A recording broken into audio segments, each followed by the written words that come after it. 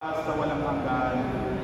Mga kapatid, halina't lumuhod sa Diyos na nagkakaloob ng kanyang buhay sa mga sumasampalataya at nagpapabinyag, upang ang kanyang paglukob at paglingap ay maidulot ng tubig na puspos ng kanyang pagbabasbas.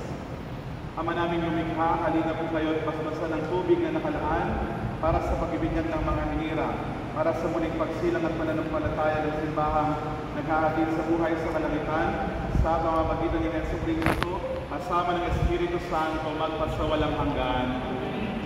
Mga minamahal na magulang, ninong at ninang, noong tayo ay binyagan, tayo ay nalibig na kasama ni Kristo, upang kasama rin niya tayo ay makabangon at makapagbagong buhay.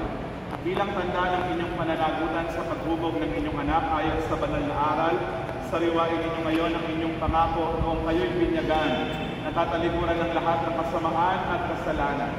Ang una po natin itutugon, opo, itinatakwil namin. Mga magulang, ninong at ninang, itinatakwil ba ninyo si Satanas? Itinatakwil ba ninyo ang kanyang mga gawain? Itinatakwil ba ninyo ang kanyang pang-aakit? Ngayon naman po ang atin pong itutugon, opo, sumasampalataya kami.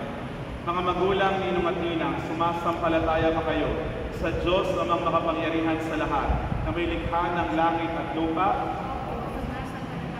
Sumasampalataya ba kayo kay Jesucristo, iisang anak ng Diyos, Panginoon natin, ipinanganak ni Santa Mariang Birhen, ipinako sa krus na matay inilibing, muling nabuhay at naluluklok sa kanan ng Ama? Sumasampalataya ba kayo sa Espiritu Santo, sa banal na simbahang Katolika, sa kasamahan ng mga banal, sa kapatawaran ng mga kasalanan at muling pagkabuhay ng mga namatay, at sa buhay na walang hanggan? Sa pananampalataya na marangal natin ipinahayag ating igawan ng sakramento ng binyag, sa pamamagitan ni Jesucristo, kasama ng Espiritu Santo, magpa sa walang hanggan.